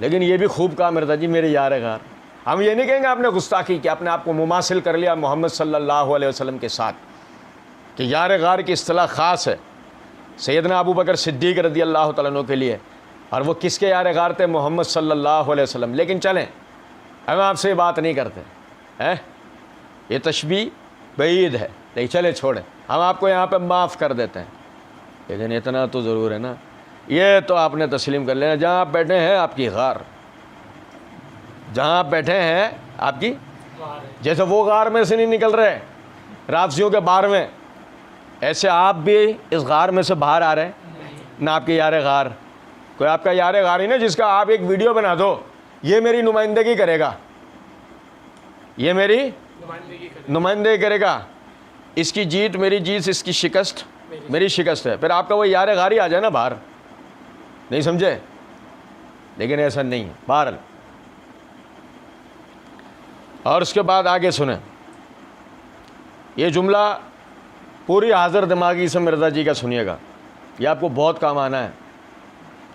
मैंने थोड़ी देर पहले आपको तवज्जो दिलाई थी कि एक इमेजिन करें, एक फ्रेम है, उसमें मिर्ज़ा है, फोकस करें, फोकस करें। कहता है मुझे तो तरस आता है इनके आमाल जब देखता हूं तो मैं कहता हूं अल्लाह ताला माफ़ी करे यार, दुआ ही कर सकते हैं, दुआओं से नहीं मरवा सकते। मैं इस जुमले को एक मरतबा फिर पढ़ता हूं। मुझे तो तरस आता है इनके आमाल जब देखता हूं तो मैं कहता हूं अल्लाह ताला माफ़ी करे यार, दुआ ही कर सकते हैं। मेरे भाई आप ज़रा समझिएगा बात को, गौर तलब नुक्ता है। किसका जिक्र हो रहा है? मुआविया रज़ी अल्लाह तआला अन्हु का। कौन मुआविया? कौन मुआविया? छोड़ें दूसरी बात, छोड़ें दूसरी बात। मिर्ज़ा साहब का कलाम आपको बताता हूँ, मिर्ज़ा जी का। कुछ ही देर पहले मिर्ज़ा जी बोल कर आए हैं, लिहाजा सहाबा किराम अलैहिमुर रिज़वान, चाहे मुग़ीरा बिन शोबा हो, अमर बिन आस हो, मुआविया हो रज़ियल्लाहु अन्हुम अजमईन वालैहिस्सलाम, चाहे शिया को बुरा लगे, राफ़िज़ियों को, हम सलामती की दुआ सब के लिए है। और जैसे कि इसी वीडियो में मिर्ज़ा जी ने कहा है, हम तो उन्हें सहाबी मानते हैं, हम राफ़िज़ियों की तरह उन्हें मुनाफिक नहीं कहते। तो भाई मेरे तवज्जो करें, ये है मिर्ज़ा, उसका स्याह चेहरा आप देखें ज़रा। एक तो ये चेहरा था ना मिर्ज़ा का, अब ज़रा स्याह चेहरा देखें मिर्ज़ा का। मिर्ज़ा कह रहा है, मिर्ज़ा कह रहा है मुझे तो तरस आता है इनके अमाल जब देखता हूं तो मैं कहता हूं अल्लाह ताला माफ़ी करे यार, दुआ ही कर सकते हैं, दुआओं से नहीं मरवा सकते। मैं मिर्ज़ा जी को सुनने वालों की जनाब में अर्ज़ करूँ,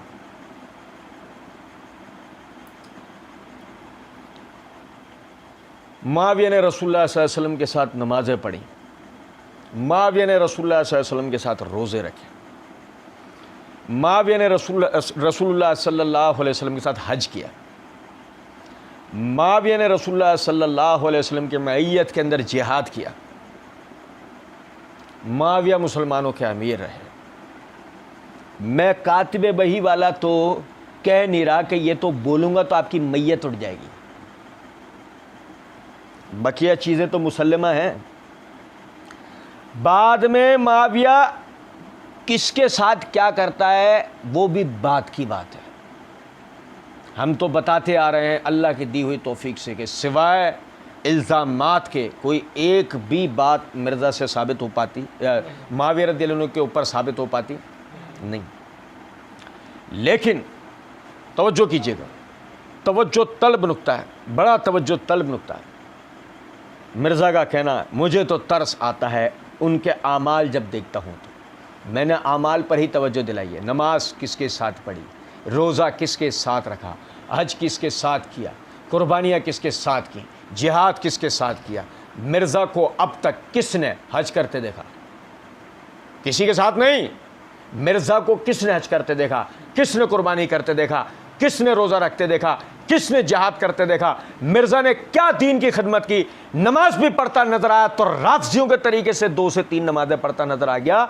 मैं कहता हूं इस मुनाफिक से, इस बेगैरत से मैं इसके लिए क्या लफ्ज़ इस्तेमाल करूं? इससे कोई पूछे तेरे आमाल का पता नहीं, तू रियाकारी ही करता हुआ लोगों को आमाल दिखा दे कि तू कुर्बानी करता है, तू हज करता है, तू जिहाद करता है, तू दीन की खिदमत करता है, तू रियाकारी ही कर, तू अपनी एडवर्टाइजमेंट के लिए अमल करके दिखा दे, पर अमल तो करके दिखा। तरस आता है तुझको सुनने वालों पर, जो तुझको सुनते हैं तरस आता है तुझ पर, तरस आता है तेरे सुनने वालों पर। कैसे लोग हो तुम, तुम्हारे ईमान, यकीन करें तुम्हारे ईमानों से कहीं बढ़कर ईमान थे सहाबा किराम रिज़वानुल्लाह अलैहिम अजमईन के, कि उन्होंने नबी सल्लल्लाहु अलैहि वसल्लम पे ईमान लाए, आपकी तस्दीक की, आपके साथ आपकी ताईद व नुसरत की, आपके दीन की तबलीग की, आपके लाए हुए दीन की तबलीग की, आपके साथ उन्होंने इबादतें की, आपके कहने पर अल्लाह के रस्ते में अपने जान माल अहलो अयाल पेश किए।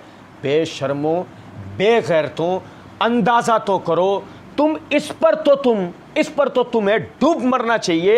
ये तुम्हारा बाबा یہ بے غیرت منافق بیٹھ کر یہ بات کہہ رہا ہے، ان کے اعمال پہ اسے ترس آتا ہے. یہ وہ شخص ہے کہ جس پر نہ آسمان کو رونا آئے نہ اس کو زمین نکل کر شرم آئے. یہ وہ شخص ہے کہ جس پہ نہ آسمان کو رونا آئے نہ زمین اسے نگل کے شرمائے. صحابہ تو وہ تھے کہ جن پر آسمان رویا تھا، جنہیں زمین نگل کر بھی افسوس میں تھی کہ کائنات میں اللہ کے آسمان کے نیچے انبیاء کرام علیہم السلام کے بعد اگر کوئی سب سے زبردست مخلوق گزری ہے تو نبی صلی اللہ علیہ وسلم کے ساتھی گزرے، آپ کے اصحاب گزرے. ان سے بہترین، ان سے زبردست انبیاء کرام علیہم السلام کے ساتھ بعد کوئی نہیں گزرا. اور یہ بے شرم مرزا، بے غیرت، جس کے اپنے اعمال کا پتہ نہیں، بے غیرت بے شرم کہتا ہے. ان کے اعمال جب دیکھتا ہوں میں کہتا ہوں اللہ تعالیٰ معاف ہی کرے یار. تو پھر تو رضی اللہ عنہم کس کو کہہ رہا تھا بے غیرت؟ رضی اللہ عنہم کے معنی کیا ہوتے ہیں؟ جن سے اللہ راضی ہوا تو اللہ معافی کرے. یہ کیا دوغلا پن ہے؟ کبھی تو کہہ رہا اللہ ان سے راضی ہوا، کبھی کہہ رہا اللہ انہیں معاف ہی کرے یار. ایسا ہے مرزا بے شرم. ایک اس کا وہ چہرہ ہے جو یہ دنیا کو دکھا رہا ہے، ایک یہ بے غیرت ہے. اچھا کہتے ہیں، اور شیخ زبیر صاحب کہتے ہیں کہ اس پہ تو اس راوی میں تو یہ خرابی پائی جاتی تھی اور یہ حنفی ہمیں اس کی روایت پیش کر رہے ہیں. پھر ساتھ ہی لکھتے ہیں وہ اہل سنت کے امام ہیں اور وہ ثقہ اور صدوق راوی ہیں.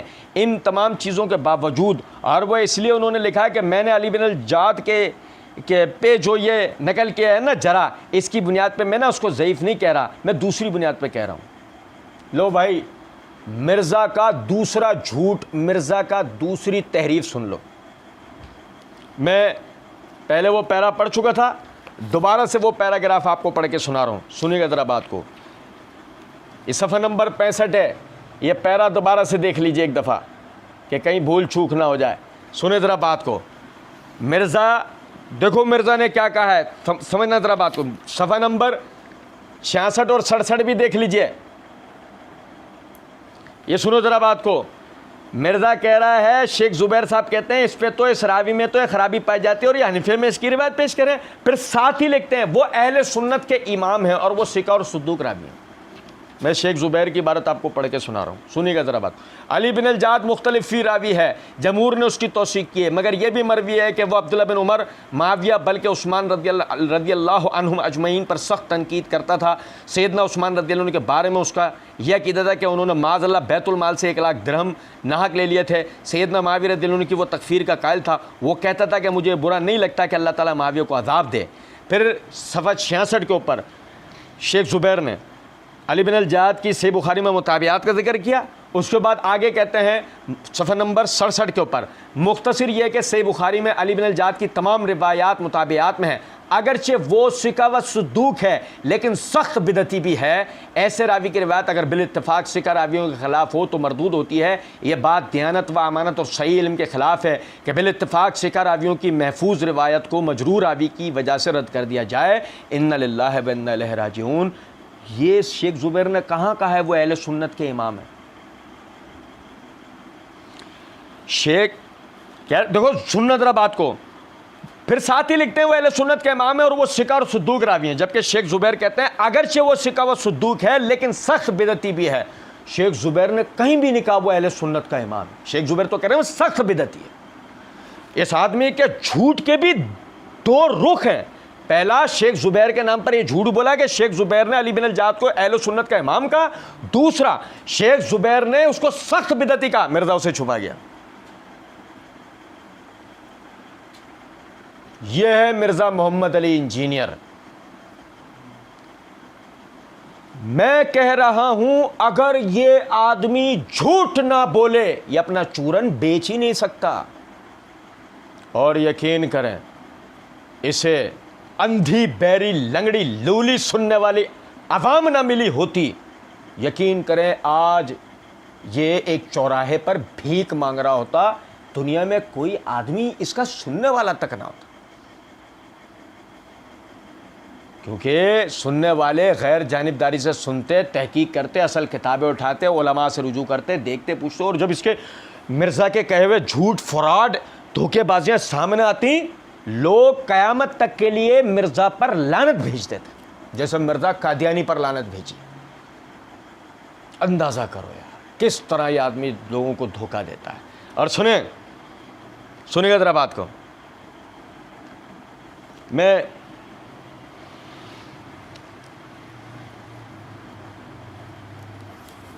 کہتے ہیں کہ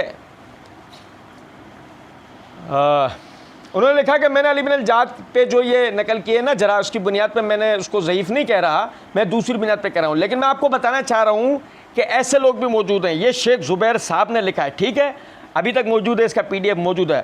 اب آپ نے پوچھا علی بن الجعد کون ہے؟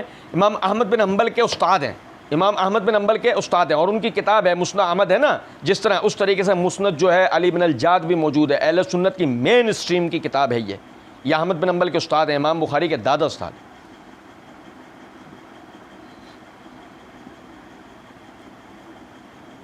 رسیاں نظر آ رہی ہیں؟ رسیاں مرزا جی کے ہزار بند پھینکے ہوئے نظر آ رہے ہیں؟ اے یار سن لو یار، نظر آ رہے ہیں؟ لیکن یقین کریں مرزا جی کے مقلدین کو پتہ کیا دکھ رہا ہوتا؟ سانپ، سانپ رینگ رہے ہیں، سانپ۔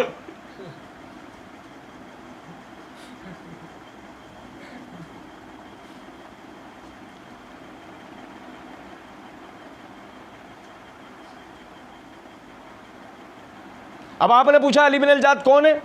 مرزا جی کہہ رہے ہیں، آپ نے ابھی پیچھے کیا کہتے ہیں نا، ان کا تعارف بھی کروں گا، تھوڑے پیروں تلے زمین نکل جائے گی۔ اب یہ مرزا جی زمین کھینچ رہے ہیں، سنیں ذرا بات سنیں۔ اب آپ نے پوچھا علی بن الجعد کون ہے؟ امام احمد بن حنبل کے استاد ہیں۔ امام احمد بن حنبل کے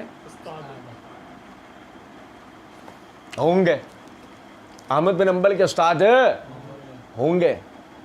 سنو، یہ میرے ہاتھ میں سیر اعلام النبلاء ہے، اس کی جلد نمبر 7 کا صفحہ نمبر 579 ہے۔ امام ابو جعفر العقیلی رحمۃ اللہ علیہ فرماتے ہیں، قلت لعبداللہ بن احمد لما لم تکتب عن علی بن الجعد، تم علی بن الجعد کی روایتیں کیوں نہیں لکھتے ہو؟ عبداللہ بن احمد بن حنبل کے بیٹے، ان سے انہوں نے کہا تم علی بن الجعد کی روایتیں کیوں نہیں لکھتے ہو؟ قال نہانی ابی ان اذهب الیہ، میرے والد احمد بن حنبل نے سختی سے منع کیا اس کے پاس مت جانا۔ وکان یبلغ عنہ انہ یتناول الصحابہ، کیونکہ ان تک یہ بات پہنچی، احمد بن حنبل رحمۃ اللہ علیہ تک یہ بات پہنچی، صحابہ کے اوپر تنقیدیں کرتا ہے، یہ صحابہ پر تنقیدیں کرتا ہے۔ وقال ابو زرع، امام ابو زرع فرماتے ہیں، کانا احمد بن حنبل لا یری الکتابۃ عن علی بن الجعد ولا سعید بن سلیمان ورأیتہ فی کتابہ مضروبا علیہما۔ امام ابو زرع رازی رحمۃ اللہ علیہ کہتے ہیں کہ احمد بن حنبل، علی بن الجعد اور سعید بن سلیمان، ان دونوں سے حدیث لکھنا آپ جائز نہیں سمجھتے تھے۔ ورأیتہ فی کتابہ مضروبا علیہما، اور میں نے دیکھا کہ ان دونوں کے جو روایات امام احمد بن حنبل نے لکھی تھی وہ پھینک دیں، وہ آپ نے اگر بالفرض احمد بن حنبل رحمۃ اللہ علیہ کبھی علی بن الجعد کے شاگرد تھے، تو جب ان پر یہ واضح ہوا کہ اتنا سخت قسم کے بدعتی ہیں کہ احمد بن حنبل نے ان سے روایت لینا خود بھی چھوڑی اور اپنے بیٹے کو بھی اس سے منع کر دیا۔ اب مرزا جی تاڑے پیرا تلے زمین نکلی، ہم تو زمین پہ کھڑے، ہم تو زمین پہ کھڑے، مرزا جی قبر بنی، ہاں 4 کندھے بھی مل جائیں نا تمہاری اس بدبودار لاش کو ڈھانے کے لیے تو ہمیں کہنا۔ سنو ذرا بات، باقاعدہ غور طلب نقطہ ہے کہ احمد بن حنبل رحمۃ اللہ علیہ کا جو کہا گیا احمد بن حنبل کے استاد ہیں، احمد بن حنبل نے کبھی پڑھا تو پڑھاؤ، احمد بن حنبل رحمۃ اللہ علیہ کو پتہ لگا بدعتی ہے، احمد بن حنبل نے روایت لی، اور اسی سے پتہ لگا اہل سنت کا امام تو درکنار بدعتی ہے۔ کیا کہا؟ او اہل سنت کا امام بھی بدعتی ہوگا کیا؟ یہ تو وہ ہو گیا مشرق میں مغرب ہے، کیا یہ مشرق میں مغرب ہے، سمجھ رہے ہیں بات کہیں نہیں؟ اچھا جی، غور طلب نقطہ ہے، سنیں، کہتے ہیں ان کی جو مسند علی بن الجود اہل سنت کی مین اسٹریم کی کتاب ہے. آپ نے کبھی مسند علی بن الجود کا نام سنا ہے؟ ہاں ان کی مسند کتاب ضرور ہے، لیکن دیکھا آپ نے اہل سنت کی مین اسٹریم کی کتاب ہے، مین اسٹریم کی کتاب. ابھی پوچھو نا لوگوں سے نام بھی سنا ہے تو کہیں گے نہیں. مسند علی بن الجود اپنی جگہ کتاب ہے، مسند حدیث کی، لیکن اہل سنت کی مین اسٹریم کی کتابیں کتابوں میں شمار ہوتی نہیں. ایسا کچھ بھی نہیں. مرزا جی نے ایسی اڑا دی بات. صحیح ہے. اچھا کہتا امام بخاری کے دادا استاد ہیں. بھائی میں نے ابھی شیخ زبیر کے حوالے سے بیان کیا آپ کو کہ صحیح بخاری میں ان کی روایات مطابعات کے اندر ہیں، ٹھیک ہے، اور یہ امام بخاری کے شیخ ہیں. امام بخاری نے بھی ان سے روایتیں لی ہیں، ٹھیک ہے. اچھا پھر علی الحسن نقوی آگے کہتا ہے اچھا احمد بن حنبل تیوی آ گئے ہیں. ہم کہتے ہیں ادھر تو دیکھو چوچو. ہاں پھر کیا ہوا ہے؟ تم بھی لیٹ جاؤ ساتھ قبر میں جب بنی ہے. کہتے ہیں مرزا جی احمد بن حنبل کے استاد ہیں، جس سے مشاہد جرات صحابہ کے اقوال پیش کر رہے ہیں یہ احمد بن حنبل کے استاد ہیں علی بن الجود. امام احمد بن حنبل کا استاد اگر یہ بات کر کے سنی ہے، اب اس کی روایتوں پر جرا کرتے ہیں، جو کچھ کرتے ہیں، تو ابن حجر پہ بھی فتویٰ لگائیں، شیخ زبیر صاحب پہ بھی فتویٰ لگائیں اگر ضعیف ہے تو. نہیں مرزا جی ایسے نہیں کھیلتے. ابھی میں بتاتا ہوں کیسے کھیلتے ہیں. مرزا جی سنو ذرا بات، ایسے ہوگی بات. یہ میرے ہاتھ میں سیرہ اعلام النبلاء ہے، جلد نمبر 7 ہے، صفحہ نمبر 589. پہلے پڑھا تھا آپ کے سامنے 578 آپ کے سامنے پڑھ رہا ہوں. سننا ذرا بات. صحیح بخاری علی حدیث ہے نا، ان ابن ھذا سید، میرا یہ بیٹا سید ہے. حسن رضی اللہ عنہ کے لیے جو نبی صلی اللہ علیہ وسلم نے فرمایا میرا بیٹا سردار ہے. علی بن الجود کے سامنے روایت پڑھی گئی، علی بن الجود کے سامنے روایت پڑھی گئی. فذکروا حدیث ان ابن ھذا سید قال ما جعل اللہ سیدا، اللہ نے اسے سید نہیں بنایا.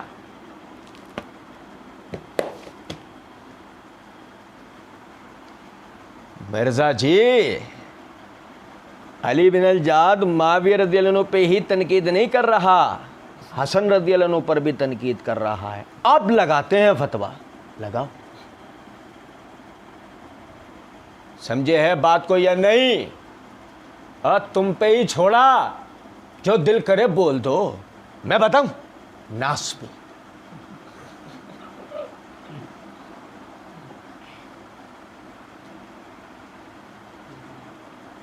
نکلی، پیروں تلے سے زمین نکلی. میں نے کہا تھا نا مرزا جی ایسے نہیں.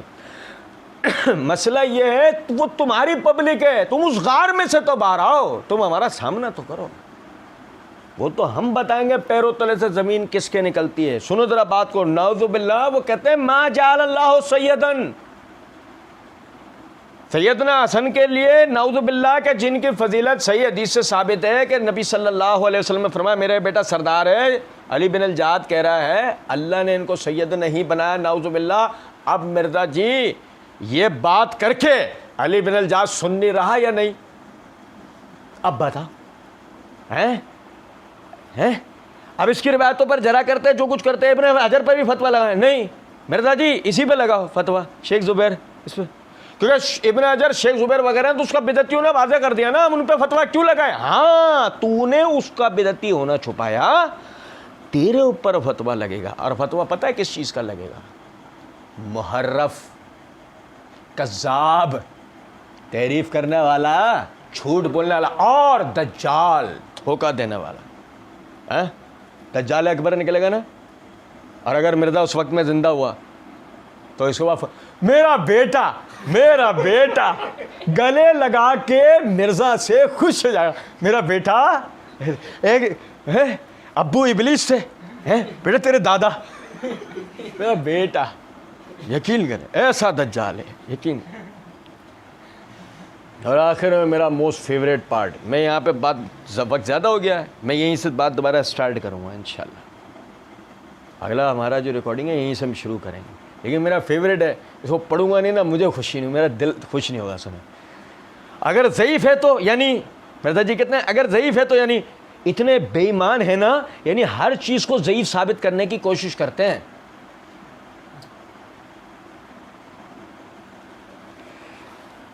مرزا جی ضعیف چیزیں پڑھا مت کرا کرو نا. لیکن مسئلہ یہ ہے کہ صحیح سے تم اپنے باطل مفہوم نکال نہیں سکتے. بات سیدھی سی. اور بقیہ انشاءاللہ آئندہ ریکارڈنگ میں ہم آپ کو اس کی پوری وضاحت آپ بھائیوں کے سامنے اللہ کی دی ہوئی توفیق سے پیش کریں گے. اللہ رب العزت سمجھنے اور عمل کرنے کی توفیق دے. وما علینا الا البلاغ.